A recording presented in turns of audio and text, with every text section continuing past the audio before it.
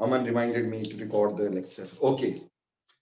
So beta, we will be studying deviation of from the ideal behavior of gases. बेटा जैसे ideal behaviour क्या होता है पहले ये समझने की कोशिश करते हैं. What do you mean by ideal behaviour? बेटा आइडियल बिहेवियर का मतलब अगर हमारी गैसेस वैसे बिहेव करती हैं जैसे कि बॉयल्स लॉ कहता है, जैसे कि चार्ल्स लॉ कहता है, जैसे कि आइडियल गैस इक्वेशन कहती है, तो उसको आइडियल गैस कहते हैं. यानी ideal gas which obey all the gas laws. Ideal gas is that which obey all the gas laws. जो सारे गैस लॉज को ओबे करती हैं उनको अपन आइडियल गैसेस कहते हैं.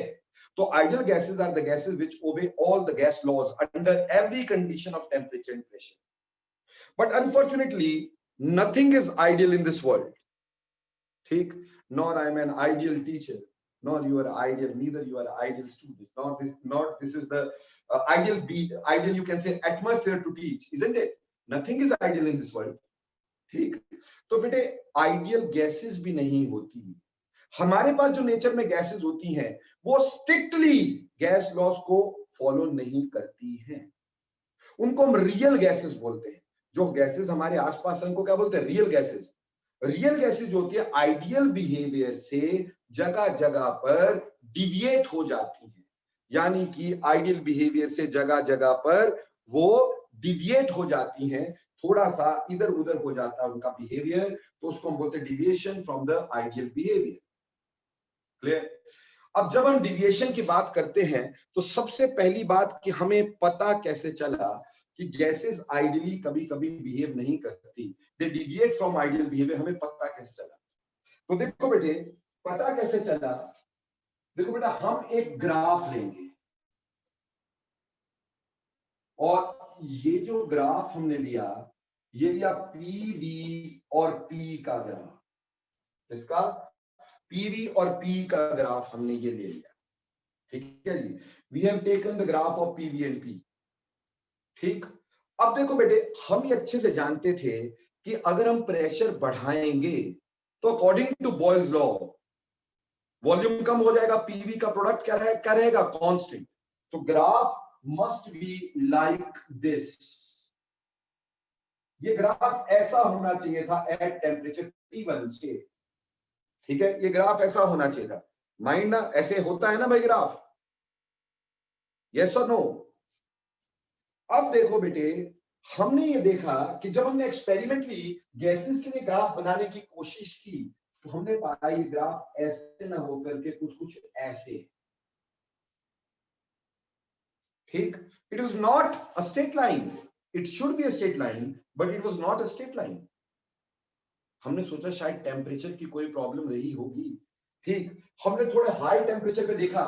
हाई टेम्परेचर पे मान लो T2 पे ये ग्राफ ऐसा आना चाहिए था, बट अगेन ये ग्राफ थोड़ा सा ऐसे ही आया. But this time the deviation from the graph is somewhat less. This time the deviation from the graph is somewhat less. तो बेटे हमने एक और हाई टेम्परेचर लिया और उस और हाई टेम्परेचर पे बेटे ये मैंने एक ग्राफ बनाना था ये T3 पे.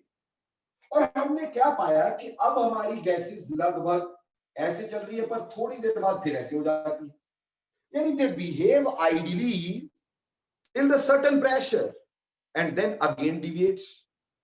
इसका मतलब टेम्परेचर हाई हो लो हो कैसे भी हो प्रेशर की वजह से डिविएशन तो आ रही है, एग्जैक्ट बिहेवियर नहीं हो रहा है. तो यहां से हमें पता चला कि gases actually deviate from the ideal behaviour.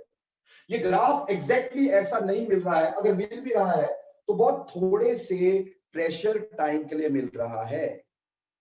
ठीक है जी? तो हमें ये समझ में आ गया कि देयर इज अ डिविएशन. पर ये डिविएशन होती क्यों है? Why this deviation takes place? इसको समझने के लिए हमने अपनी आइडियल गैस को पकड़ा. हमें पता था आइडियली, हमें ये पता था ideally PV should be equal to nRT. है ना? आइडियली PV nRT के बराबर होना चाहिए था ना भाई. तो क्या होगा कि PV बाय NRT इसकी वैल्यू हमारे पास 1 होनी चाहिए थी। PV बाय NRT की वैल्यू 1 होनी चाहिए थी, बराबर है। इसको हमने बोला Z, क्या बोला? Z। तो Z is ratio of PV by NRT, और इसको बेटे अपन बोल देते हैं कंप्रेसिबिलिटी फैक्टर। कंप्रेसिबिलिटी फैक्टर, इसको अपन कंप्रेसिबिलिटी फैक्टर बोल देते हैं। Z को कंप्रेसिबिलिटी फैक्टर अपन बोल देते हैं। समझ में आई बात? अब ये जो कंप्रेसिबिलिटी फैक्टर Z है, अगर मैं इसका ग्राफ बनाता हूं,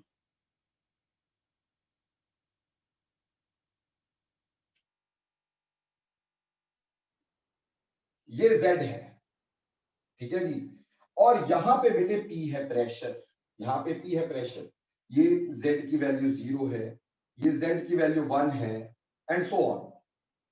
बेटे obviously for ideal gases the graph of Z must be like this with increase in pressure, it should be 1 always, ठीक है, it should be 1 always, the graph should be like this, ठीक है, and this graph should be for ideal gases. ये ideal gas का graph है, ये ideal gas का graph है, ठीक। अब देखिए बेटा, जो PV is equal to NRT हमने लिया, ठीक है। अगर हम ये मान लें कि हमारे पास N जो है, N है number of moles, N number of mole, मैंने इसको 1 मोल ले लिया, ठीक है। टेम्परेचर से टेम्परेचर मैंने यहां पर 273 केल्विन बेटे ले लिया, ठीक है जी, और प्रेशर से प्रेशर मैंने यहां पे 1 एटमॉस्फेयर ले लिया, ठीक। तो हमें यह पता चल गया कि PV is equal to NRT, ठीक। यहां से हम V निकालेंगे, V is equal to NRT upon P, so V is equal to NRT upon P, ठीक। V क्या है? NRT upon P। अब देखो बेटे, V यहां पे N की वैल्यू भर दो 1, R की वैल्यू 0.083 या 821, ठीक, और टेम्परेचर जो है, टेम्परेचर हमने भर दिया कितना? टेम्परेचर भर दिया जी 273 केल्विन, ठीक, 273 केल्विन। जस्ट अ सेकंड बेटा,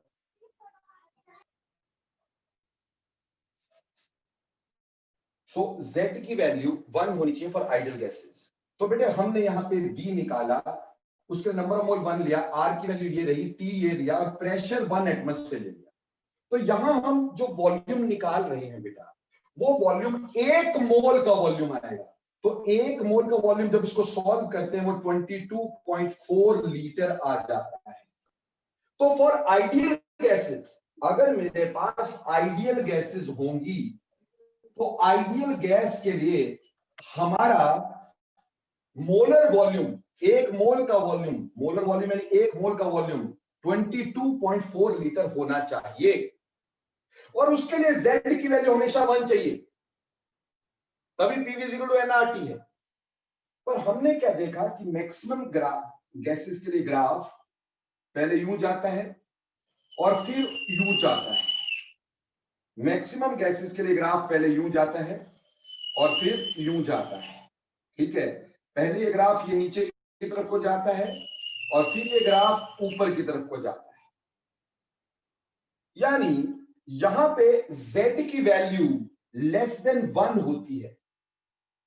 तो एक बात तो ये हुई कि हमारे पास यहां पे डिविएशन हुई, और डिविएशन 2 तरह की हम देख रहे हैं।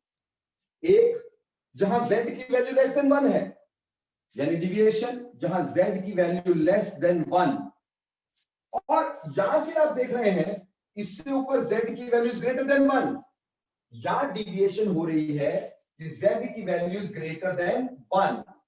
ये 2 तरह की डिविएशन हम देख रहे हैं। अगर Z की वैल्यू लेस देन 1 हुई, तो बेटे इसको बोलते हैं नेगेटिव डिविएशन। क्या बोलते हैं?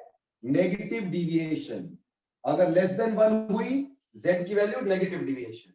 और अगर मोर देन 1 हुई तो इसको बोलते हैं पॉजिटिव डिविएशन। ठीक, अगर z की वैल्यू 1 से कम है तो नेगेटिव डिविएशन है, और 1 से ज्यादा है तो पॉजिटिव डिविएशन है। क्लियर? अब देखो बेटे, अब z की वैल्यू अगर लेस देन 1 है तो हमें पता है z तो pv अपॉन nRT होता है, इसका मतलब उसकी वैल्यू लेस देन 1 है। अगेन हम यही कंडीशंस ले लेते हैं और यहां से निकालते हैं molar volume, so that is less then nRT upon p, यही वैल्यूज पुट करेंगे तो molar volume becomes less than 22.4 litre. तो मतलब जिसमें नेगेटिव डिविएशन होती है, जिसमें आइडियल गैस की मोलर वॉल्यूम, आइडियल गैस की मोलर वॉल्यूम यानी एक मोल की volume for ideal gas is always 22.4 litre. ठीक है जी। वहीं पर अगर आपकी Z की वैल्यू माइनस में आ रही है, यानी 1 से नीचे आ रही है, नेगेटिव डिविएशन हो रही है, तो वहां मोलर वॉल्यूम जो है वो बेटा 22.4 लीटर से नीचे रहेगी। और वहीं पर अगर Z ग्रेटर देन 1 है तो क्या होगा? अगर Z ग्रेटर देन 1 है तो हमें पता चल रहा है कि PV by nRT is greater than 1। अगर PV by nRT greater than 1 है तो molar volume is greater then nRT upon P होगा, यानी molar volume is greater then 22.4 litre होगा। समझ में आई? यानी आइडियल गैस के लिए molar volume 22.4 litre, negative deviation के लिए molar volume less than 22.4 litre. ठीक, और हमारे पास पॉजिटिव डिविएशन के लिए मोलर वॉल्यूम 22.4 लीटर से ज्यादा। ठीक, तो इस ग्राफ से हमें दो तरह की डिविएशन समझ में आई। हमें समझ में आया कि गैस में दो तरह की डिविएशन होती है, या तो पॉजिटिव डिविएशन होती है या नेगेटिव डिविएशन होती है। लेकिन अब हमें ये समझना था ये पॉजिटिव और नेगेटिव डिविएशन क्यों होती है। देखो बेटा, इस ग्राफ से हमें समझ में आया डिविएशन होती है। Z के ग्राफ से हमें समझ में आया कि डिविएशन दो तरह की होती है, पॉजिटिव डिविएशन, नेगेटिव डिविएशन। और उससे हमें ये समझ में आया कि इसका कॉज क्या है। ठीक है, तो जब हमने कॉज समझा, यहां पर कॉज ऑफ डिविएशन, कि डिविएशन का कॉज क्या था,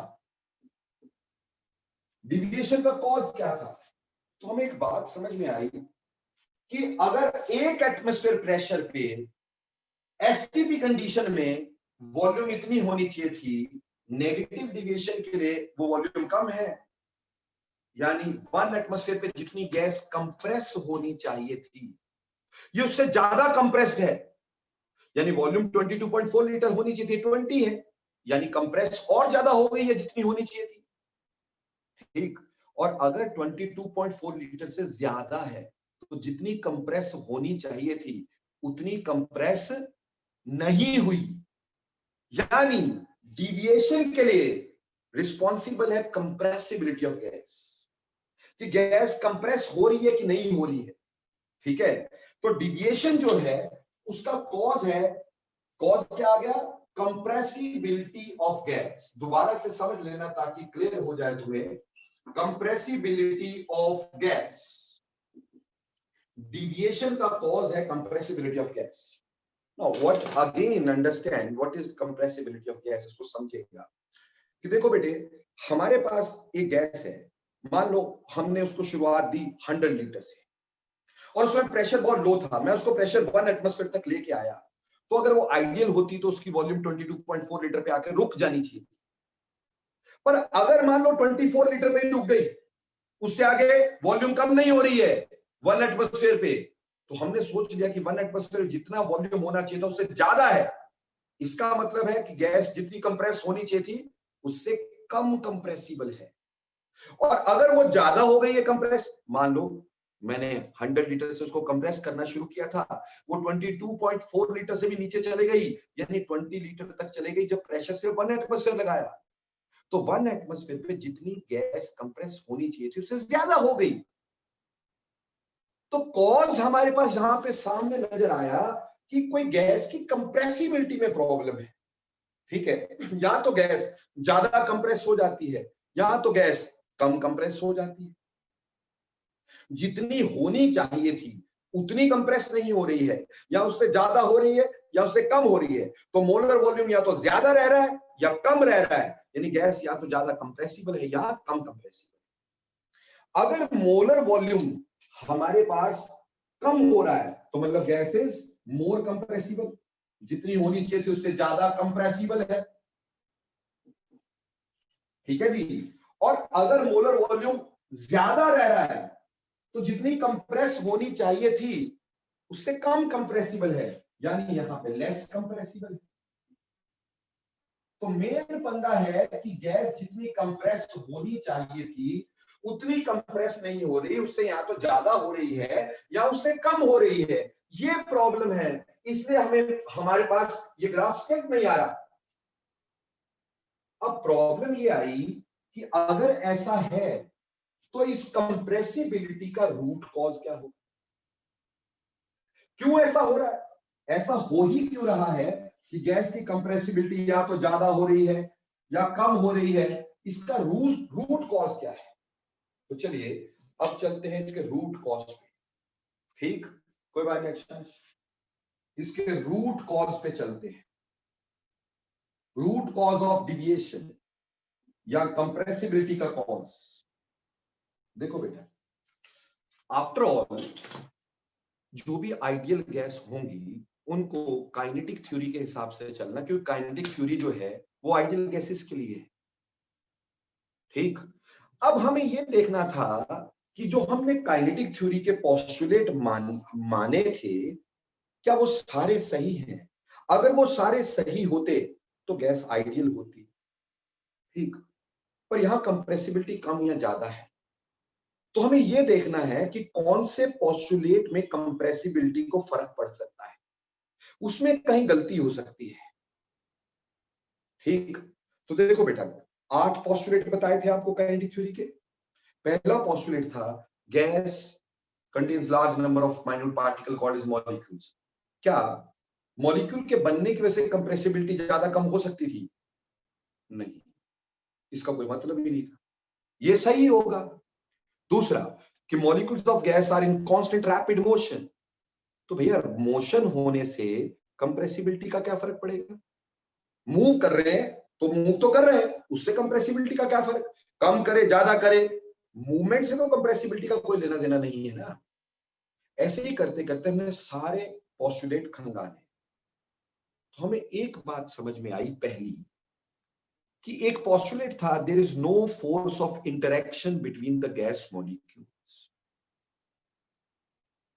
अगर मान लो गैस मॉलिक्यूल में अट्रैक्शन हो जाए, अट्रैक्शन हो जाएगी तो मॉलिक्यूल एक दूसरे को खींचेंगे, मॉलिक्यूल एक दूसरे को खींचने से वो एक दूसरे के पास आ जाएंगे।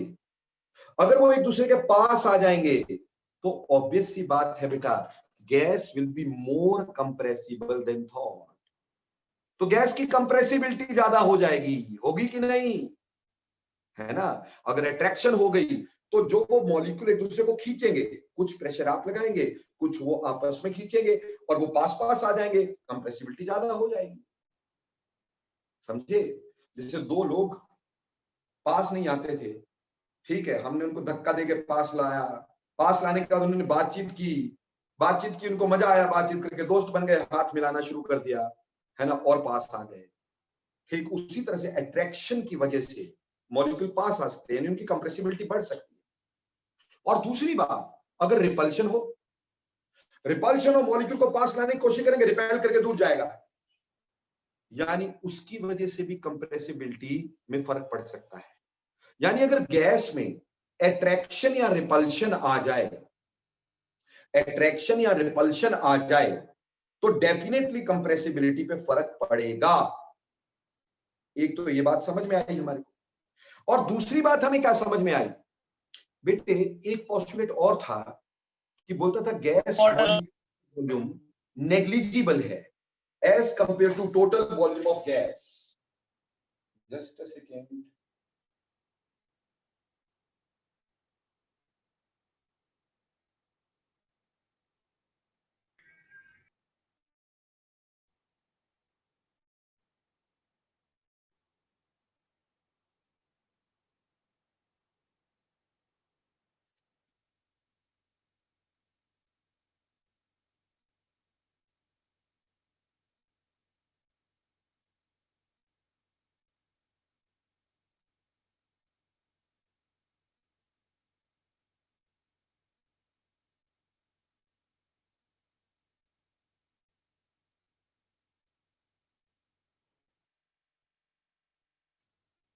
हमने पोस्टुलेट पढ़ा था कि volume of gas molecule is negligible as compare to total volume of gas.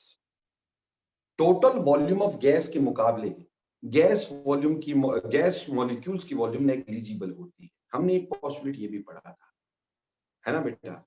अब उस हिसाब से अगर हम 100 लीटर गैस लें, उसके अंदर मॉलिक्यूल नहीं, खाली स्पेस है, तो वो पूरी की पूरी जीरो भी बन सकती है, ठीक है। पर ऐसा होता तो नहीं ना, गैस मॉलिक्यूल नेग्लिजिबल है, पर कब है? जब गैस का बहुत ज्यादा वॉल्यूम है। अब अगर प्रेशर ज्यादा कर दोगे, पहले मान लो 100 लीटर हमारे पास गैस थी, कितनी थी? 100 लीटर गैस थी, और उसमें मॉलिक्यूल्स की वॉल्यूम मान लेते हैं 0.1 लीटर है। कितनी है? 0.1 लीटर है। 100 लीटर में 0.1 लीटर नेग्लिजिबल। हमने प्रेशर लगाया, मॉलिक्यूल पास आए, वो 100 लीटर को मैंने 10 लीटर में कन्वर्ट कर दिया। 100 लीटर्स को मैंने 10 लीटर में कन्वर्ट कर दिया। तो जब वो 10 लीटर में कन्वर्ट हो गया, तो मोलर वॉल्यूम जो वॉल्यूम थी वो गैस की तो उतनी रहेगी, वो 0.1 लीटर की 1 लीटर ही है गैस मॉलिक्यूल्स की, लेकिन टोटल गैस की वॉल्यूम 100 से 10 कर दी। अब 10 में से 0.1 1% हो गया। मैंने और कंप्रेस कर दिया, मान लो 1 लीटर तक ले आया। अब वॉल्यूम 1 लीटर में क्या 0.1 लीटर नेग्लिजिबल हो सकता है? 10% नहीं हो सकता है। इसका मतलब कि भैया मॉलिक्यूलर वॉल्यूम भी जरूर प्रॉब्लम डालता है कंप्रेसिबिलिटी में।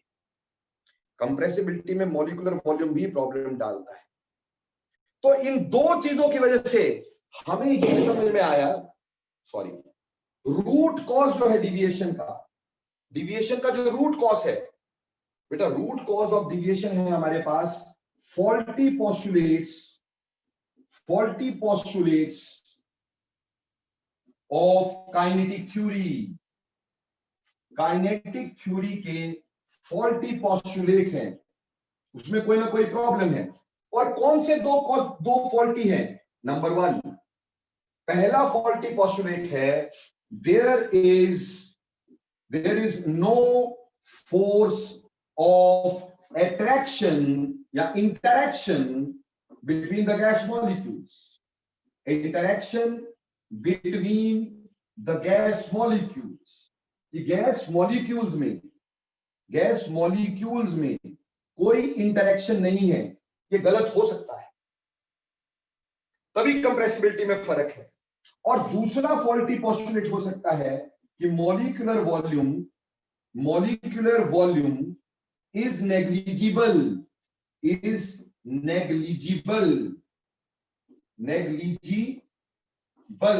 as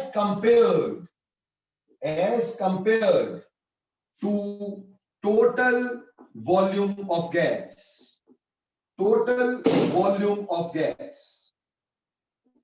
अगर हम गैस का टोटल वॉल्यूम ले लें, उसमें से molecular volume is almost negligible. Molecular volume is negligible, ये जो था हमारे पास, ये पोस्टुलेट में कोई गड़बड़ हो सकती है। तो ये दो फॉल्टी पोस्टुलेट हो सकते हैं जिससे कंप्रेसिबिलिटी में फर्क पड़े। पर बेटा अगर काइनेटिक थ्योरी में दिए हैं तो गलत तो नहीं हो सकते थे, साइंटिस्ट ने कुछ तो सोच के बोला होगा ना। ऑब्वियसली जब मॉलिक्यूल फार अपार्ट है तो ये ठीक है। जब मॉलिक्यूल फार अपार्ट है ना, उनमें कोई अट्रैक्शन ना रिपल्शन, मॉलिक्यूलर वॉल्यूम नेग्लिजिबल, तो these are correct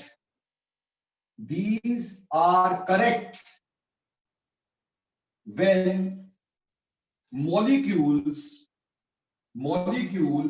are far apart। जब मॉलिक्यूल फार अपार्ट है तो वो करेक्ट है। जब मॉलिक्यूल्स फार अपार्ट है, दूर दूर है, तो बेटा उसमें ना अट्रैक्शन ना रिपल्शन, कोई इंटरेक्शन नहीं, और मॉलिक्यूलर वॉल्यूम नेग्लिजिबल है। तो उस समय when molecules are these are correct when molecules are far apart and gas behaves ideally,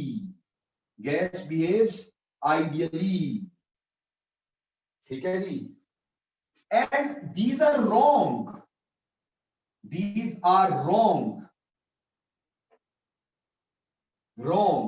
when molecules are near, when molecules are near, ये तब गलत हो गए जब मॉलिक्यूल पास आ गए। अब मॉलिक्यूल अगर पास आ जाते हैं तो उस समय क्या होता है, हमारे पास आएंगे तो अट्रैक्शन रिपल्शन हो सकती है भाई, और मॉलिक्यूलर वॉल्यूम भी नेग्लेक्ट नहीं हो सकता। तो जब मॉलिक्यूल पास है तो ये गलत है, और जब मॉलिक्यूल बहुत दूर दूर है तो ये सही है। ठीक है, अब एक बात बताओ, जब मॉलिक्यूल्स पास आ गए तो ये रॉन्ग हो गए, तो gases deviate from ideal behaviour, deviate from ideal behaviour.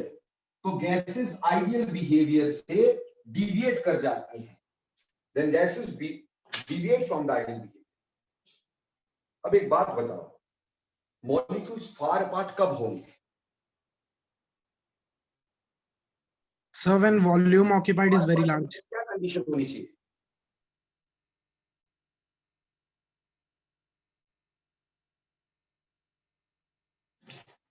Far apart होने की दो कंडीशन होनी चाहिए। बिल्कुल नवदीप, दोनों सही है। फार अपार्ट होने तब होंगे molecule when pressure is low. Pressure कम है, प्रेशर कम है तो मॉलिक्यूल दूर दूर है मेरे भाई। या टेम्परेचर बहुत ज्यादा है तो भी मॉलिक्यूल दूर दूर है। तो यानी आइडियल बिहेवियर हमें मिलता है जब मॉलिक्यूल्स फार अपार्ट है। वो कब होते हैं? When pressure is low and temperature is high. ठीक, प्रेशर लो होगा तो मॉलिक्यूल दूर होंगे, टेम्परेचर हाई होगा तो भी मॉलिक्यूल दूर होंगे, तो आइडियल बिहेवियर होगा। आप यहां देखें, जब प्रेशर अप्रोक्सीमेटली 0 था तो it starts from 1। Low pressure पे it is starting from 1, it is starting from 1 at low pressure. So low pressure पे आइडियली बिहेवियर हो रहा है।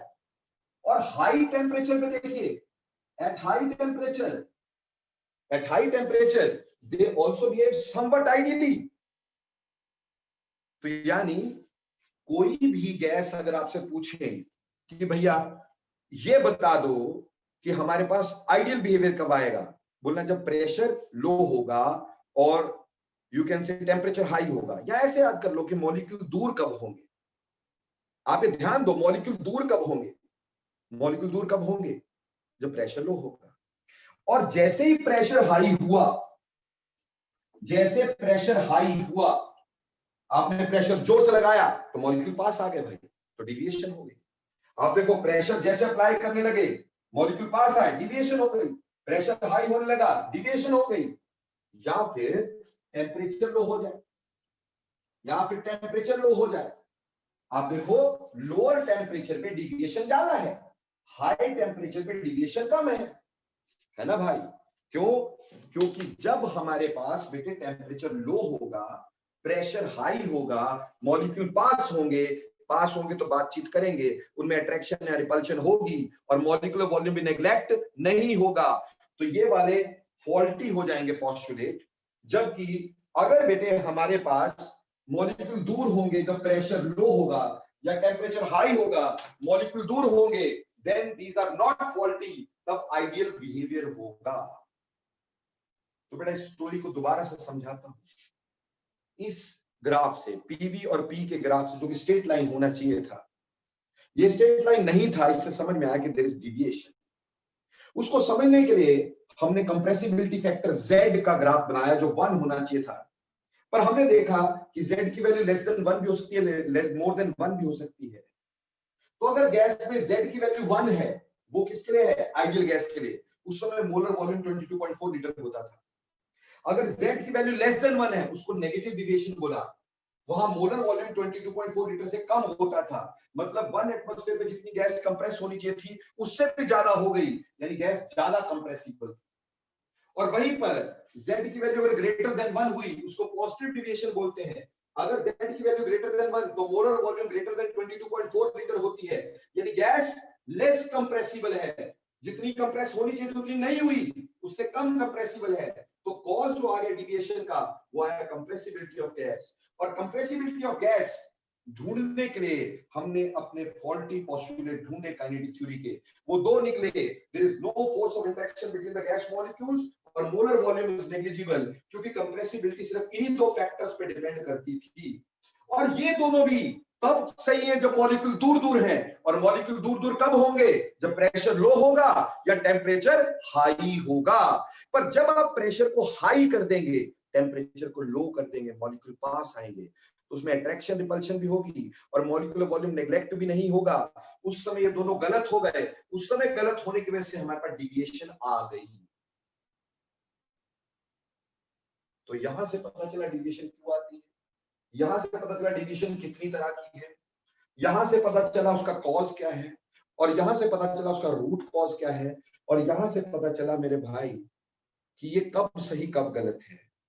तो एक खास बात समझ लेना, कल को अगर तुमसे पूछे कि गैसेस कब ज्यादा रियल होती है, रियल मतलब कब डिविएट करती हैं, डिविएशन मैक्सिमम कब होती है, बेटा जब P by T, pressure by temperature की रेशो अगर ज्यादा होगी तो डिविएशन ज्यादा होगी। P by T is directly proportional to temperature, क्योंकि बेटा कंपटीशन में क्वेश्चन आएगा इसमें कहां पे डिविएशन ज्यादा हो रही है। आपको एक प्रेशर और टेम्परेचर दिया गया होगा, आप प्रेशर बाय टेम्परेचर का रेशियो ले लीजिएगा, प्रेशर एटमॉस्फेयर में, टेम्परेचर केल्विन में, उसका रेशियो ले लीजिएगा। जितनी रेशियो ज्यादा होगी डिविएशन ज्यादा होगी, क्योंकि उस समय प्रेशर ज्यादा और टेम्परेचर हाई, टेम्परेचर लो होगा। जितना ये लो, जितना ये हाई, उतनी डिविएशन ज्यादा, इसलिए P बाय T जितना ज्यादा होगा डिविएशन उतनी ज्यादा होगी। बोलो समझ में आया कि नहीं आया, ये सारी बातें क्लियर हुई कि नहीं हुई? Clear, sir. Excuse me sir. किसी का कोई भी तरह का डाउट है वो पूछ सकता है, यस सर, डाउट है। पूछो। सर काइनेटिक थ्योरी में तो ये भी था, क्या बेटा? काइनेटिक थ्योरी में तो ये भी था ना कि molecules are in constant rapid motion, मतलब वो मतलब कि आसपास आते रहते हैं जाते रहते हैं, मतलब कॉन्स्टेंटली। तो इसका मतलब ये कभी रियल हो जाती है कभी आइडियल हो जाती है गैस। नहीं बेटा, कांस्टेंट रैपिड मोशन का ये मतलब नहीं कि पास आए, वो तो बेटा लगातार मूव कर रहे हैं इधर उधर दाएं बाएं, उससे कोई फर्क नहीं पड़ता। पास आएगा टकरा के इधर चल जाएगा, उससे क्या फर्क पड़ेगा? नहीं वही तो अट्रैक्शन जब तक नहीं आएगी, जब तक कि वो बहुत पास ना रह जाए, उसके लिए कोई टाइम फ्रेम होना चाहिए कि थोड़े टाइम फ्रेम के लिए पास आए। अब अगर मॉलिक्यूल यूं आया टकरा के यूं चला गया, टाइम फ्रेम ही नहीं है, क्या उनमें कोई बातचीत होगी, क्या उनमें कोई अट्रैक्शन रिपल्शन बनेगी? बेटा देखो, अट्रैक्शन रिपल्शन तब मिलती है जब दो बंदे बात करते हैं आपस में बैठ के, अगर उन दोनों के विचार मिलते हैं तो अट्रैक्शन हो जाती है, नहीं मिलती तो रिपल्शन हो जाती है। पर बात करने के लिए समय चाहिए ना भाई। उसी तरह से गैस मॉलिक्यूल्स में अगर कोई तरह की फोर्स ऑफ अट्रैक्शन या रिपल्शन बननी है, उसकी वजह है वैन डर वाल्स फोर्स बननी। वैन डर वाल्स फोर्स के लिए पोलराइजेशन होनी है, पोलराइजेशन होने के लिए उसकी टाइम चाहिए ना मेरे दोस्त। अब मॉलिक्यूल आया टकराया और टकरा के चला गया, टाइम फ्रेम ही नहीं है तो पोलराइज हुआ ही नहीं, तब तो कोई मतलब नहीं है। हाँ, अगर वो पास आते और वहां पे 2-4 मिनट खड़े रहते या पास पास ही ऐसे करते रहते, टकराते नहीं, तो अट्रैक्शन या रिपल्शन बन सकती। ठीक, तो मॉलिक्यूल के मूवमेंट से कोई भी कंप्रेसिबिलिटी का लेना देना नहीं होता, मॉलिक्यूल की मूवमेंट से कोई भी कंप्रेसिबिलिटी का लेना देना नहीं होता। क्लियर? Yes sir. तो अनीश जी आपने बोला एक बार दोबारा बता दो, मैं दोबारा बता रहा हूं, ये एक्चुअली 3 बार बता रहा हूं। देखो हमारे पास क्या है, हमने बोला इस पर्टिकुलर पीवी बाय पी का ग्राफ स्ट्रेट लाइन होना चाहिए था, पर वो स्ट्रेट लाइन नहीं है, इससे समझ में आया कि देयर इज डेविएशन। उसको समझने के लिए हमने पीवी बाय एनआरटी का ग्राफ बनाया, जिसको जेड बोलते हैं, कंप्रेसिबिलिटी ग्राफ विद प्रेशर। हमें पता आइडियल गैस के लिए पीवी एनआरटी के बराबर होना चाहिए, तो जेड की वैल्यू 1 होनी चाहिए, ग्राफ की लाइन ऐसी होनी चाहिए।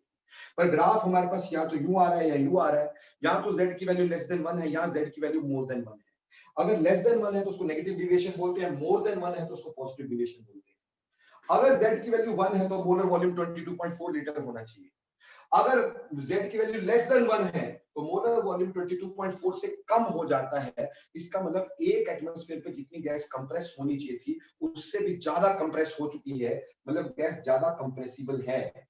और वहीं पर अगर z की वैल्यू ग्रेटर देन 1 है तो मोलर वॉल्यूम 22.4 लीटर से ज्यादा हो जाता है। ज्यादा होने का मतलब एक एटमॉस्फेयर में जितनी गैस कंप्रेस होनी चाहिए थी उतनी कंप्रेस नहीं हुई, तो यहाँ पे गैस लेस कंप्रेसिबल। इसका मतलब ये जो डिविएशन आ रही है उसका कॉज है कंप्रेसिबिलिटी, और कंप्रेसिबिलिटी का कॉज ढूंढने के लिए हमने काइनेटिक थ्योरी को देखा। काइनेटिक थ्योरी में कंप्रेसिबिलिटी को बताने के लिए सिर्फ दो ही चीजें हो सकती थी कि हमारे पास जो no force of interaction between the gas molecules या मॉलिक्यूलर वॉल्यूम नेग्लिजिबल, ये दो पोस्टुलेट कंप्रेसिबिलिटी के लिए रिस्पांसिबल हो सकते थे कि अगर फोर्स ऑफ अट्रैक्शन या रिपल्शन आती तो बेटा कंप्रेसिबिलिटी जैसे हम सोच रही है वैसे नहीं हो सकती थी, और मॉलिक्यूलर वॉल्यूम अगर होता तो वो कभी भी कंप्रेस नहीं हो सकता था, तो भी हमारे को प्रॉब्लम हो सकती थी। पर ये दोनों पोस्टुलेट सही थे जब मॉलिक्यूल दूर थे। मॉलिक्यूल दूर कब होंगे? जब प्रेशर बहुत लो होगा, टेम्परेचर बहुत हाई होगा, तो मॉलिक्यूल दूर होंगे। मॉलिक्यूल दूर होंगे तो उसमें कोई अट्रैक्शन रिपल्शन नहीं बनेगी, और मोर ओवर उनका मॉलिक्यूलर वॉल्यूम नेग्लिजिबल होगा। ऐसी कंडीशन में हमारे पास गैसेस बिल्कुल आइडियल होंगी। पर जब आप प्रेशर हाई करोगे, मॉलिक्यूल को पास लाओगे, टेम्परेचर लो करोगे, मॉलिक्यूल और पास आएंगे, तो then there will be time frame जिसमें वो आपस में पोलराइज होंगे, अट्रैक्शन या रिपल्शन बनेगी, और उसकी वजह से गैस में डिविएशन आनी शुरू हो जाएगी। तो जितना P/T का रेशो ज्यादा होगा, डिविएशन उतनी ज्यादा होगी। अभी बोलो सबको समझ में आ गया कि नहीं आ गया? Yes, sir. Okay, Yes, sir. अब चलते हैं मेरे दोस्तों Yes. आगे। अब हमने डिविएशन समझ ली, अब हम चाहते हैं कि इस डिविएशन को समझने के बाद हम ये देखें कि इससे फर्क क्या पड़ा, इस डिविएशन को करेक्ट भी करें, फर्क क्या पड़ा ये समझना है। ठीक है जी, चलिए अब हम करेंगे corrections in the ideal gas behaviour. बोलो ये मिटा दूं सारा? Have you noted this all? Yes, sir.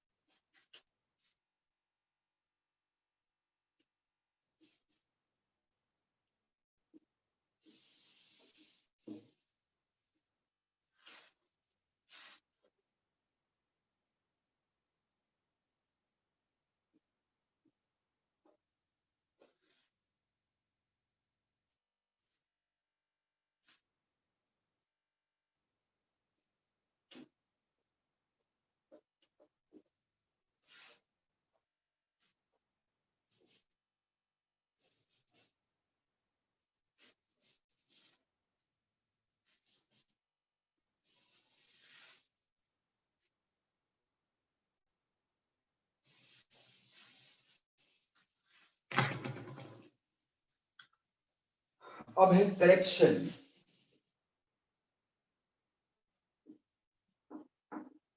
In ideal gas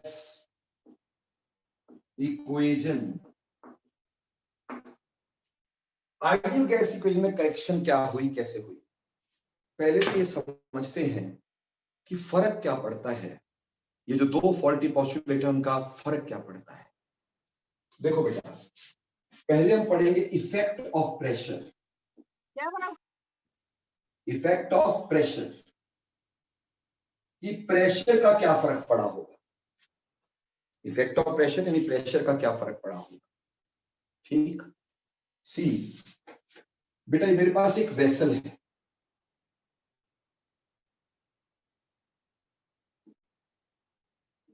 इस वेसल में एक मॉलिक्यूल है, ठीक है, और ये मॉलिक्यूल जो है वो इस वॉल पे जाके डायरेक्ट टकराता था यूं करके।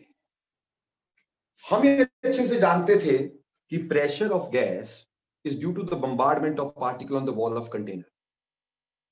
जितनी जोर से टकराएगा उतना प्रेशर ज्यादा कॉज करेगा, जितनी जोर से टकराएगा उतना प्रेशर ज्यादा कॉज करेगा, करेगा कि नहीं?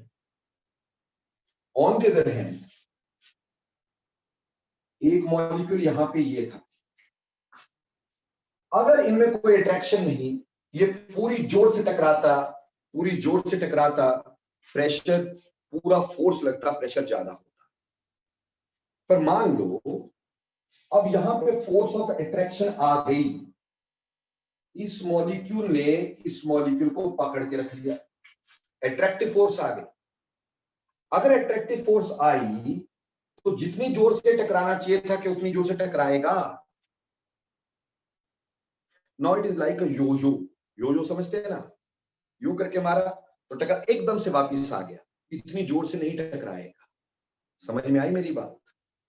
तो क्या होगा, फोर्स जो दीवार पे लगनी थी वो कम लगेगी, यानी प्रेशर कम।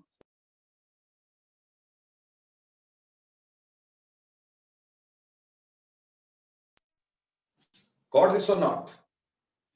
कि आइडियल गैस में हमारे पास, आइडियल गैस में क्या होना था, आइडियल गैस में ये जोर से टकराना था तो इसकी फोर्स ज्यादा होनी थी, बट रियल गैस में अट्रैक्शन की वजह से जितनी जोर से टकराना था उससे कम जोर से टकराया, तो प्रेशर फोर्स कम लगाया, यानी फोर्स कम लगाने का मतलब क्या हो गया, प्रेशर कम हो गया। तो बात ये हो गई कि रियल गैस का pressure, pressure of real gas is less then pressure of ideal gas. Ideal gas का प्रेशर ज्यादा होता है क्योंकि उसमें कोई फोर्स ऑफ अट्रैक्शन नहीं होती, ये पूरी तरह जोर से टकराता है, ठीक है जी। लेकिन अगर रियल गैस होती है तो उसमें फोर्स ऑफ अट्रैक्शन की वजह से जितनी जोर से वो टकराना चाहिए उतनी जोर से वो नहीं टकराता, इस वजह से प्रेशर कम हो जाता है, प्रेशर डिक्रीज हो जाता है। तो पहली प्रॉब्लम इफेक्ट ऑफ प्रेशर की ये आई। ठीक, दूसरा इफेक्ट ऑन प्रेशर, रादर ये बोल सकते थे पहला फॉल्टी पोस्टुलेट जो हमने देखा था, अट्रैक्शन रिपल्शन की वजह से, ठीक, यानी effect of attractions in the gas molecules. Gas molecule के वजह से, अट्रैक्शन की वजह से जो इफेक्ट हुआ, इफेक्ट क्या हुआ कि प्रेशर आइडियल गैस का ज्यादा, रियल गैस का थोड़ा प्रेशर कम है। दूसरी तरफ effect of molecular volume, effect of molecular volume, molecular volume का क्या इफेक्ट होगा? जो हम बोल रहे हैं मॉलिक्यूलर वॉल्यूम नेग्लिजिबल है, अगर नेग्लिजिबल ना हुआ तो क्या फर्क पड़ेगा? देखो बेटे, अगर हम कोई आइडियल गैस ले रहे हैं तो हम बोल रहे हैं उसमें मॉलिक्यूलर वॉल्यूम नेग्लिजिबल है, सारी खाली जगह की वॉल्यूम है, ठीक है, उसमें एक ही चीज की वॉल्यूम, दैट इज खाली जगह की। बट अगर रियल गैस ले रहे हैं तो उसमें मॉलिक्यूल्स की वॉल्यूम को नेग्लेक्ट नहीं कर सकते, इसलिए उसमें खाली जगह की वॉल्यूम भी है और मॉलिक्यूल्स की वॉल्यूम भी है। आइडियल गैस में हमें मॉलिक्यूल्स की वॉल्यूम नहीं लेनी थी, पर रियल गैस में मॉलिक्यूल की वॉल्यूम भी लेनी है, ठीक। इसलिए volume of real gas, volume of real gas is actually more than volume of ideal gas. क्यों? क्योंकि रियल गैस के अंदर मॉलिक्यूल्स की वॉल्यूम भी है जो कि आइडियल गैस में नहीं होती। तो बोलो ये दोनों इफेक्ट समझ में आए कि नहीं आए?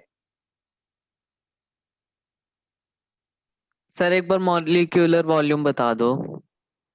बेटे, जब हमारे पास रियल गैस है तो रियल गैस में दो वॉल्यूम है, गैस का भी वॉल्यूम, मॉलिक्यूल का भी वॉल्यूम, दो चीजें जुड़ गई। और अगर आइडियल गैस है उसमें सिर्फ एक ही चीज है, तो भैया दो चीज की वॉल्यूम ज्यादा कि एक चीज की ज्यादा? दो चीज की। तो फिर रियल गैस में दो चीजें हैं, खाली जगह भी और मॉलिक्यूलर वॉल्यूम भी, तो रियल गैस का volume is more than ideal gas. समझ में आ गई? Under similar condition. Yes sir. अब हम करेंगे corrections, corrections in the ideal gas equation. Correction कैसे करते हैं? देखो भाई, यहां प्रेशर जो है कम हो गया है ना, अट्रैक्शन की वजह से प्रेशर कम हो गया। हम नहीं चाहते कि वो प्रेशर कम हो अट्रैक्शन की वजह से, अगर कम हुआ है तो हम अपनी तरफ से ऐड कर देते भाई। तो जो प्रेशर करेक्टेड है, प्रेशर करेक्टेड, वो हमने लिख दिया P प्लस स्मॉल p। ये जो स्मॉल p है ये वो प्रेशर है जो decreased, pressure decreased pressure decrease due to attraction, decrease due to attraction, attraction की वजह से जो प्रेशर डिक्रीज हो गया था हमने वो ऐड कर दिया। हमारी पॉकेट में 200 रुपए होने चाहिए थे, ठीक 10 रुपए गिर गए, अब 200 करने के लिए क्या करूंगा? सर 10 10 ऐड ऐड करूंगा ना, है ना, 10 ऐड करूंगा। उसी तरह से यहाँ प्रेशर कम हो गया था, जितना होना चाहिए था कम हो गया था, तो जो कम हो गया उसको ऐड कर देते ताकि उतना ही रह जाए जितना आइडियली होना चाहिए। तो इसलिए प्रेशर को कैसे करेक्ट किया कि उसमें वो प्रेशर ऐड कर दिया जो अट्रैक्शन की वजह से कम हुआ था, उस प्रेशर को हमने ऐड कर दिया। और ये जो स्मॉल p है, it is found to be directly proportional to number of moles का स्क्वायर बाय वॉल्यूम का स्क्वायर। देखो सिंपल सी बात है भैया, दो मॉलिक्यूल आपस में अट्रैक्ट करेंगे ना, ठीक, तो उनका मॉलिक्यूल्स, एक का वॉल्यूम दोनों का वॉल्यूम, एक का नंबर दूसरे का भी नंबर, तो बेटा it will be proportional to that of number of moles per unit volume. Number of moles per unit volume, जितने मोल्स एक वॉल्यूम में ज्यादा होंगे उसमें अट्रैक्शन उतनी ज्यादा होगी, और उसका p स्मॉल p जो प्रेशर कम हुआ वो ज्यादा होगा। यानी it is directly proportional to n square by v square. जब भी प्रोपोर्शनलिटी का साइन हटाते हैं तो एक कांस्टेंट लगाते हैं, और यहां हमने कांस्टेंट लगाया a n square by v square. a is constant, ये जो a है, a इसको बोलेंगे van der Waal constant, van der Waals constant, and it is measure of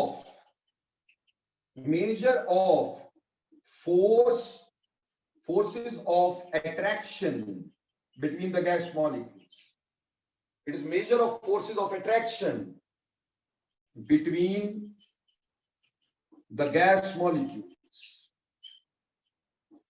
gas molecules में जो हमारे पास मेजर है फोर्स ऑफ अट्रैक्शन का, वो हमने ए की तरह लिखा, क्योंकि ऑब्वियसली जितनी अट्रैक्शन ज्यादा होगी उतना ही तो प्रेशर डिक्रीज होगा।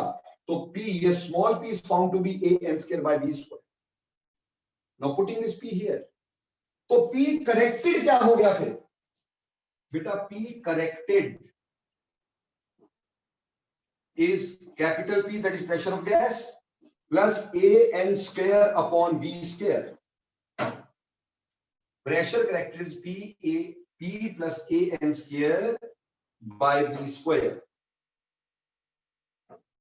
ठीक है जी, ये प्रेशर करेक्टेड हो गया। मतलब समझो इस सारी कवायद जो मैंने की, बोला कि आइडियल गैस में अट्रैक्शन नहीं थी, उसका प्रेशर ज्यादा होना चाहिए था। रियल गैस में अट्रैक्शन की वजह से प्रेशर डिक्रीज हो गया, जो डिक्रीज हुआ था प्रेशर उसको मैंने ऐड कर दिया ताकि वो करेक्ट हो जाए, और ये decrease number of moles per unit volume के हिसाब से होना चाहिए था, क्योंकि अट्रैक्शन तो दो के बीच में होती है, इसलिए स्क्वायर स्क्वायर लगा दिया हमने, और इसकी प्रोपोर्शनलिटी का साइन हटा के a लगा दिया। तो ये small p a n square by v square था, इसको हमने यहाँ पुट किया तो p करेक्ट करके कर दिया p a n square by v square. अब ये करेक्टेड है, अब चाहे अट्रैक्शन हो रिपल्शन हो, जो प्रेशर कम हुआ था हमने ऐड कर दिया, तो प्रेशर डिक्रीज नहीं होगा, अब बिल्कुल बराबर हो जाएगा। बोलो क्लियर हो गया यहां तक कि नहीं हुआ?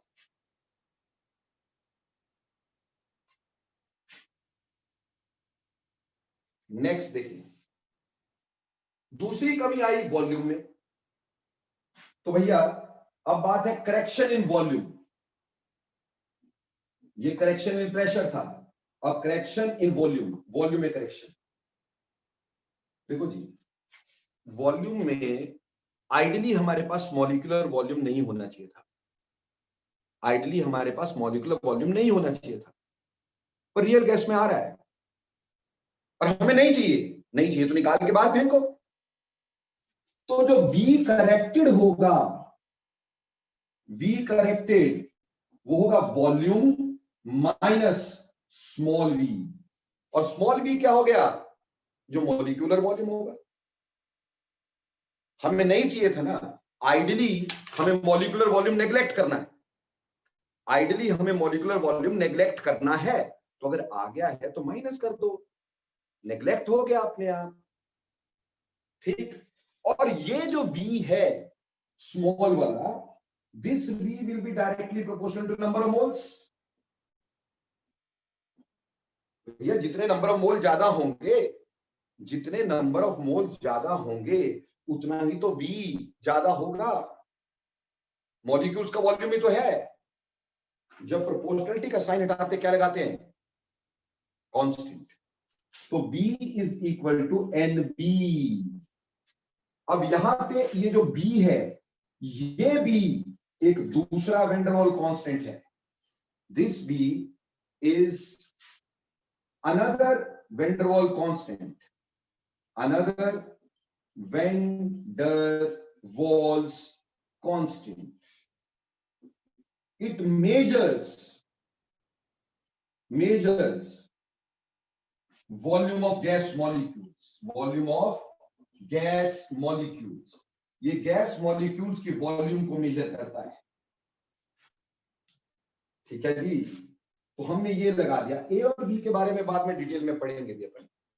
ठीक, तो अब जो V करेक्टेड हमारे पास आ गया, V करेक्टेड वो आ गया V माइनस स्मॉल v की जगह NB। तो ये करेक्टेड वॉल्यूम आ गया भाई। ठीक है दोस्तों, तो हुआ क्या, क्योंकि रियल गैस में मॉलिक्यूलर वॉल्यूम जबरदस्ती आ रहा था और हमें उसको नेग्लेक्ट करना था, इसलिए हमने मॉलिक्यूलर वॉल्यूम को माइनस कर दिया। ये molecular volume number of mole के डायरेक्टली प्रोपोर्शनल होगा। जितने मोल ज्यादा उसकी वॉल्यूम ज्यादा, उसके प्रोपोर्शनल होगा। जब प्रोपोर्शनलिटी का साइन हटाया तो यहाँ पे कांस्टेंट लगा V, तो V is equal to NB। तो V में से NB को माइनस कर दिया, V करेक्टेड आ गया। तो ऐसे V करेक्टेड भी आ गया, समझ में आई बात, और V करेक्टेड भी आ गया। नाउ आइडियल गैस जो थी वो थी PV is equal to nRT। Ideal gas क्या थी? PV is equal to nRT। अब P करेक्शन में है, तो करेक्शन वाला P क्या हो गया? P plus AN square by B square. और V की जगह क्या लिखना पड़ेगा? V minus NB is equal to nRT। अब ये इक्वेशन ये बन गई, जो आइडियल गैस इक्वेशन थी वो इसमें चेंज हो गई। इसको बोलेंगे van der Waal, van der Waals equation of state, equation of state. तो बेटा जी हमने प्रेशर और वॉल्यूम में करेक्शन अप्लाई करके van der Waal equation of state को डिफाइन कर दिया कि van der Waal equation of state क्या होती है, कैसे होती है, क्या कैसे निकाली गई। बोलो बेटा, van der Waal equation of state समझ में आई कि नहीं आई, और कैसे Yes, निकाली ये पता चला कि नहीं? Yes, sir.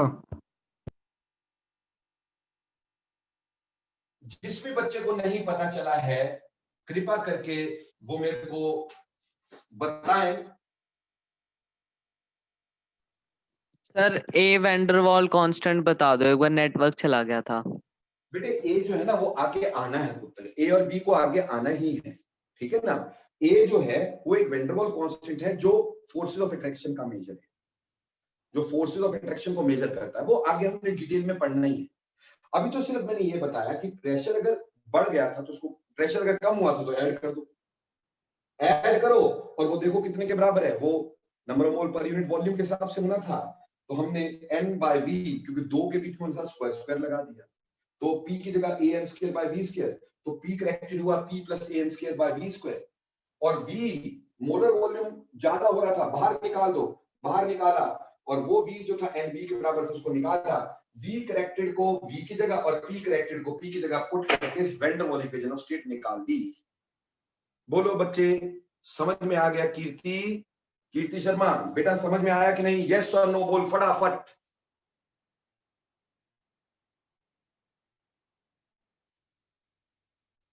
कीर्ति बेटा यस नो बोल फटाफट से, जल्दी माइक ऑन कर, यस नो बोल। Yes sir. ओके, अब देखो बेटे, अब हम इस इक्वेशन को, जो इक्वेशन ऑफ स्टेट है, इसको van der Waal equation of state, ये अब रियल गैसेस के लिए है। ठीक, ये आइडियल गैसेस के लिए PV is equal to NRT, ये रियल गैसेस के लिए हो गई। अब हम ये लिख लिया आपने, मिटा दूं इसको मैं।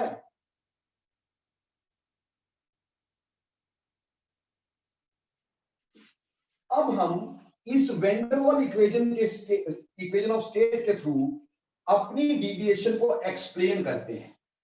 Late me explain our deviation from the van der Waal equation of state.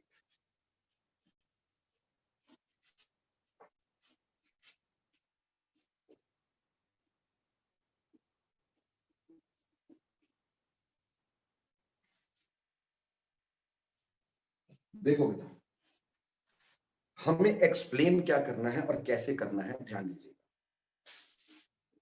हमारे पास जो ग्राफ मैंने बनाया था z का और p का, हमें पता था z की वैल्यू ये 0 ये 1 ये आइडियल गैस के लिए होनी चाहिए थी, ये आइडियल गैस के लिए होनी चाहिए थी।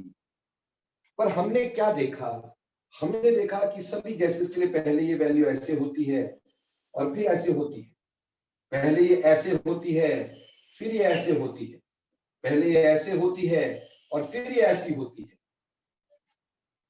यानी पहले प्रेशर के साथ ये कम होती है तो बाद में ये ज्यादा हो जाती है। और मजे की बात, अगर ए बी सी ये 3 गैसेस हैं, अगर ए की पॉजिटिव डिविएशन ज्यादा है तो उसकी नेगेटिव डिविएशन भी ज्यादा है ना। यही ग्राफ नीचे वाला ऊपर जा रहा है। हमें इस ग्राफ को एक्सप्लेन करना है कि नेगेटिव डिविएशन क्यों होती है, पॉजिटिव डिविएशन क्यों होती है। इक्वेशन थी p plus A N square by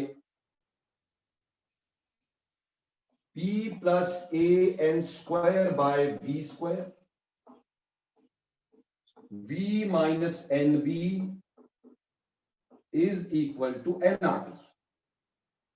p plus A N square by B square into v minus N B is equal to N R T. इसको एक्सप्लेन करना था।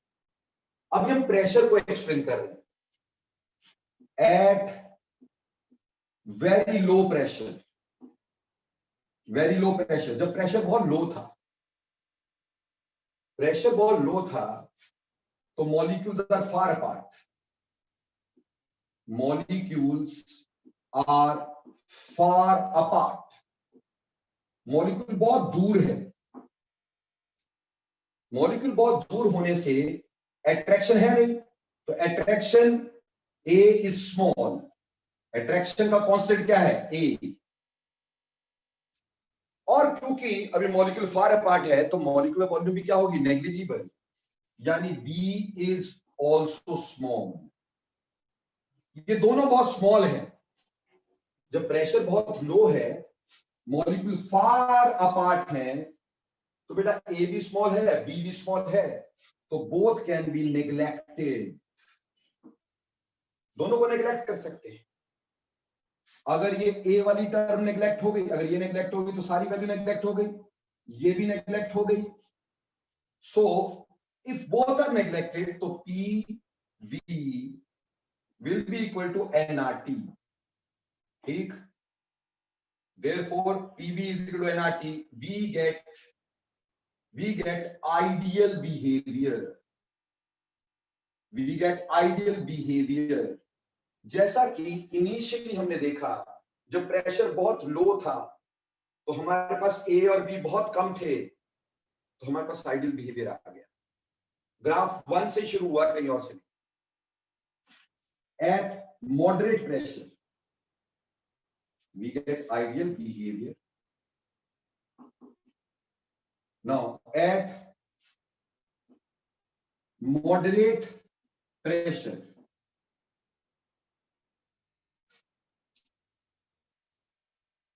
जब प्रेशर मॉडरेट होता है तो molecule come closer, molecules come closer. जब पास आएंगे तो बेटा पोलराइजेशन होगी, पोलराइजेशन होगी तो अट्रैक्शन आएगी। Therefore attraction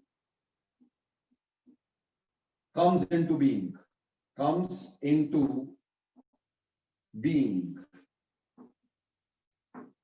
ठीक है जी, then attraction will come into being. So A can not be neglected. अब A को neglect नहीं कर सकते बेटा, पर अभी भी मॉलिक्यूल इतने पास नहीं है तो अभी भी दूर है, बट स्टिल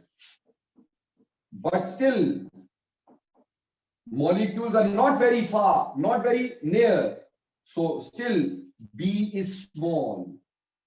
अभी भी B जो है वो small है, तो B, therefore B can be neglected. जब मॉडरेट प्रेशर है तो मॉलिक्यूल पास आए, अट्रैक्शन बननी तो शुरू हो गई, पर अभी इतने पास नहीं है, तो मॉलिक्यूलर वॉल्यूम अभी भी बहुत कम है, तो molecular volume can be neglected. तो अगर बेटा ये बन गया, therefore van der Waals equation changes to, van der Waals equation changes to P plus AN square by B square. बेटा NB नेग्लेक्ट हो गया, into V is equal to nRT.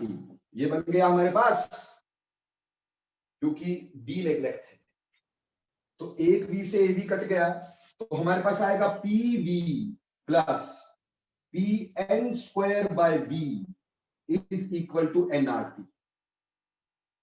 इसे मल्टीप्लाई कर दिया मैंने। अब बेटा इसका मतलब है PB is equal to nRT minus AN square by B. ये इधर ले गया मैं। Now divide whole equation by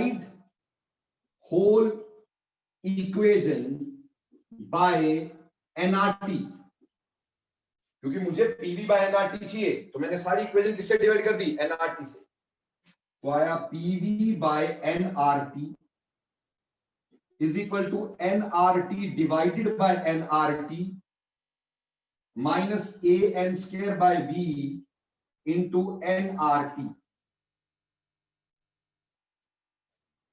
क्यों जी बेटा, PV by nRT Z हो गया, nRT by nRT 1 हो गया, ये कैंसिल हो गया, माइनस AN अपॉन VRT.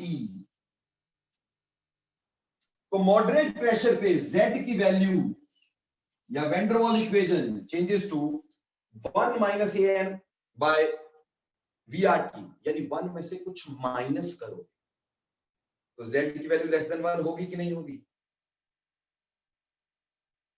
है ना? So therefore Z is less than 1, we get negative deviation, इसलिए नेगेटिव डिविएशन होगी। तो बहुत क्लियर हो गया कि मॉडरेट प्रेशर पे देखो नेगेटिव डिविएशन आ रही है कि नहीं, Z की वैल्यू लेस हो रही है। क्यों? जब प्रेशर मॉडरेट होता है, मॉलिक्यूल पास आते थोड़ी अट्रैक्शन होती है, पर अभी इतने पास नहीं है कि मॉलिक्यूलर वॉल्यूम नेग्लेक्ट ना की जा सके। ठीक, मॉलिक्यूलर वॉल्यूम नेग्लेक्टेड ही है, लेकिन अब ए नेग्लेक्ट नहीं कर सकती क्योंकि कुछ अट्रैक्शन बननी शुरू हो गई। हमने बी को नेग्लेक्ट किया, इक्वेशन को सॉल्व किया, जब PV nRT minus AN square by B, तो उसको nRT से डिवाइड किया, देखा Z1 minus AN by VRT आ गया। इसका मतलब Z की वैल्यू 1 से कम होगी, वो हम देख रहे हैं Z की वैल्यू 1 से कम है। बोलो क्लियर है कि नहीं? Yes, sir. अब आ जाओ तीसरी बात, ध्यान से देखना बेटा। At high pressure,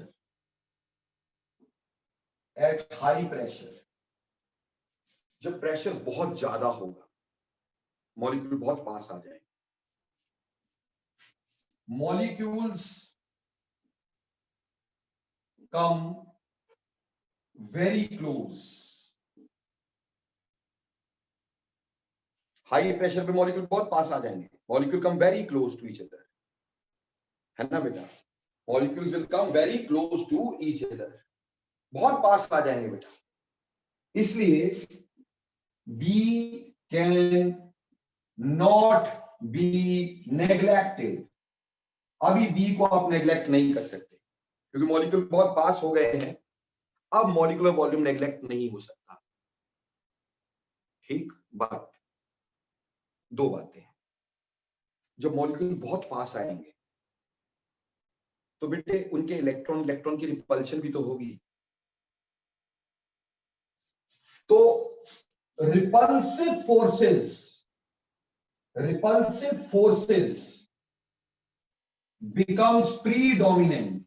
becomes predominant, तो रिपल्सिव फोर्सेस ज्यादा हो जाएंगी। दूर से देखा बहुत सुंदर लग रही थी, थोड़ी पास आई, लगा चेहरे पे एक तिल है, बोला चलो तिल तो ब्यूटी मार्क होता है। थोड़ा और पास आई, लगा एक नहीं यहां तो 4-5 तिल है, चलो कोई बात नहीं, तिल से क्या होता है। थोड़ा और पास आई, देखा ये तिल नहीं, ये तो चेचक के दाग हैं। जितनी अट्रैक्शन थी रिपल्शन में बदलने लगी। थोड़ी और पास आई, पता चला लड़की थी नहीं, लड़का था, उसने बाल बढ़ा रखे थे। सारी अट्रैक्शन किसमें चेंज हो गई? रिपल्शन में भाई। इसी तरह से जब मॉलिक्यूल पास आए तो बेटा पहले तो अट्रैक्शन में पास आते चले गए, पास आए तो इलेक्ट्रॉन ने इलेक्ट्रॉन को देखा, एक दूसरे ने घूरा, रिपल्सिव फोर्सेस बन गई। अरे यार माइक बंद रखा करो यार अपना।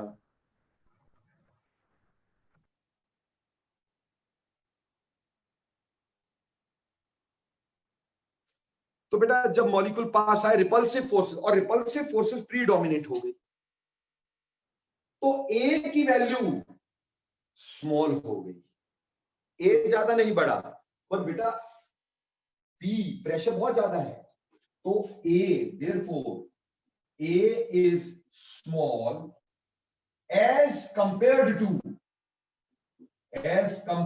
To high pressure P. P के मुकाबले ये छोटा हो जाएगा क्योंकि रिपल्सिव फोर्स से ज्यादा आ गई ना भाई, रिपल्सिव फोर्स से ज्यादा आ गई। समझ में आई? तो बेटा जी हमने अब बी को नेग्लेक्ट नहीं करना है, ए वाली टर्म को नेग्लेक्ट करना है। तो हमारे पास आ जाएगा P into V minus N B is equal to NRT। मैंने ए वाली टर्म नेग्लेक्ट कर ली, क्यों? क्योंकि रिपल्सिव फोर्सेस प्रीडोमिनेंट हो गई और P के मुकाबले ए बहुत स्मॉल हो गया, इसलिए उसको नेग्लेक्ट कर देते हैं। ठीक, तो अब आया PV minus PNB is equal to NRT, यानी PV is equal to NRT plus PNB। Again divide whole equation by NRT। सारी इक्वेशन को NRT से डिवाइड कर दो, तो PV upon NRT is equal to NRT upon NRT plus PNB upon NRT। तो PV by NRT क्या होगा? PV by NRT Z, NRT by NRT क्या होगा? 1, और यहां N से N cancel, PV upon RT।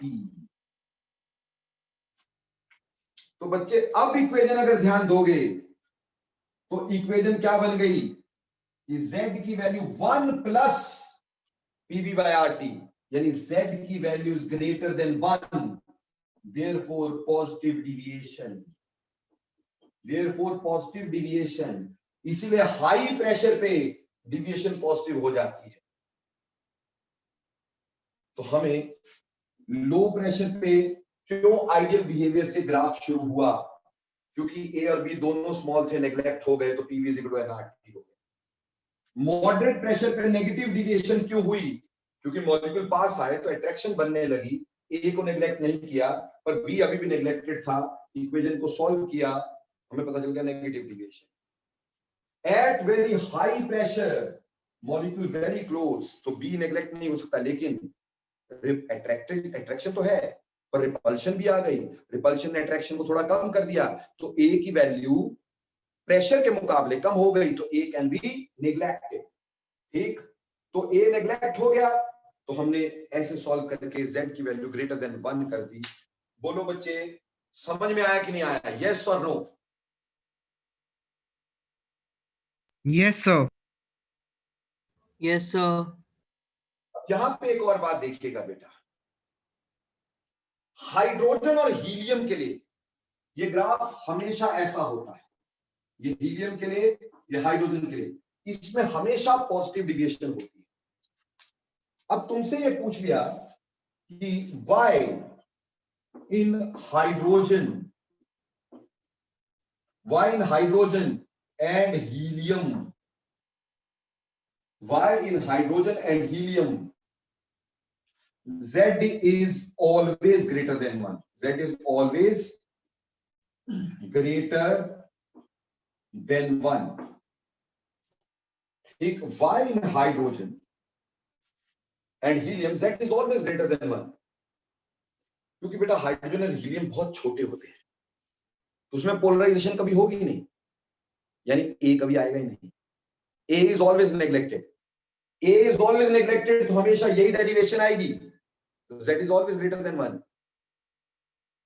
ये A तो आना ही नहीं है ना, यहाँ पे B में ये जो मॉडरेट प्रेशर था वहां पे A नेग्लेक्ट नहीं कर रहे थे, तो हमारे पास नेगेटिव डिविएशन, अट्रैक्शन की वजह से नेगेटिव डिविएशन होती है।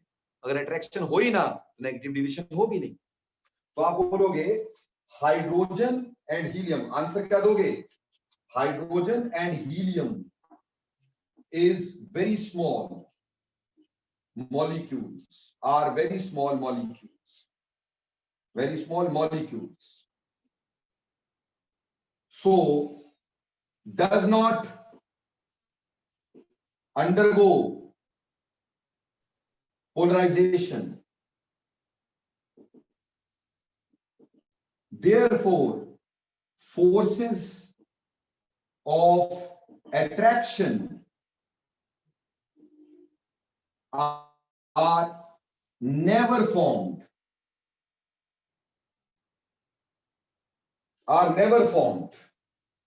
ठीक, hence A is always neglected, और फिर उसके बाद वो डेरिवेशन करके दिखा दो।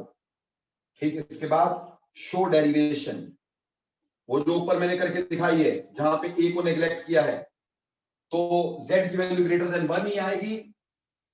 ठीक, इसलिए हमारे पास हाइड्रोजन हीलियम में हमेशा पॉजिटिव डिविएशन होती, कभी भी नेगेटिव डिविएशन होती ही नहीं है।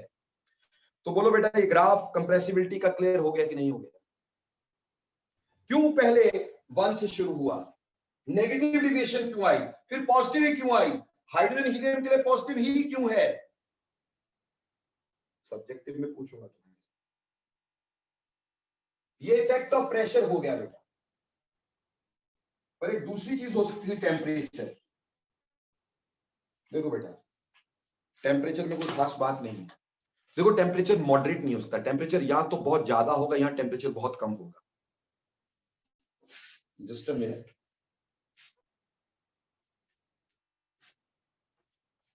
या तो टेम्परेचर बहुत ज्यादा होगा या टेम्परेचर बहुत ही कम होगा, ये दो ही चीज हो सकती है। Either temperature is very high और वेरी लो, यानी या तो फोर्सेस नहीं होंगी या होंगी। अगर फोर्सेस हुए मॉलिक्यूल पास रहेगा, तो जब टेम्परेचर लो होगा तो ना ए नेग्लेक्टेड ना B neglected, van der Waals equation. Temperature high हुआ तो फोर्सेस टूट गई, ए भी नेग्लेक्टेड बी भी नेग्लेक्टेड, तो PV is equal to NRT. यानी टेम्परेचर में मॉडरेट वाला केस नहीं होता, टेम्परेचर या तो हाई होता है या टेम्परेचर लो होता है। टेम्परेचर या तो हाई होता है या टेम्परेचर लो होता है, मॉडरेट वाला केस नहीं होता। Either temperature is high or temperature is low, but it can never be moderate. बात समझ में आई कि नहीं आई? Yes, sir. तो अगर टेम्परेचर हाई होगा तो ideal gas equation PV is equal to nRT, low होगा तो भैया आप अपने आप ही समझदार हैं, वैन डर वाल इक्वेशन, इसमें बीच वाला कोई काम नहीं। तो बेटा आज मैंने तुम्हें समझाई गैसेस डिविएट क्यों करती। पहली बात, डिविएशन होती क्या है, क्या रीजन होते हैं, क्यों डिविएशन होती है, कितनी तरह की डिविएशन होती है, उसका कॉज क्या होता है, उस कॉज की वजह से फर्क क्या पड़ता है, उस फर्क को ठीक कैसे करते, करेक्शन कैसे होती है, और क्यों डिविएशन ऐसी होती है कि पहले वो नेगेटिव फिर पॉजिटिव होती क्यों है। एक ही गैस पहले नेगेटिवली डिविएट करती है फिर पॉजिटिवली डिविएट करती है, ऐसा क्यों। और हाइड्रोजन हीलियम सिर्फ पॉजिटिव ही क्यों शो करती है। उम्मीद है सारा कुछ पानी की तरह क्लियर रहा हो। Yes, sir. बिल्कुल पानी की तरह क्लियर है सर। Yes sir. फिर भी बेटा आपकी मदद के लिए मैं ये वाला लेक्चर अपने YouTube चैनल पे अपलोड कर दूंगा कल, और आप सभी इसको दोबारा देख सकेंगे, ठीक, क्योंकि ये इंपॉर्टेंट टॉपिक है, बार बार पढ़ने से समझ में आता है, ठीक। तो मैं आपको लिंक भी भेज दूंगा सभी को, ताकि आपको किसी तरह की दिक्कत फेस न करनी पड़े, ठीक है। थैंक यू बेटा। तो आज के लिए इतना बहुत है।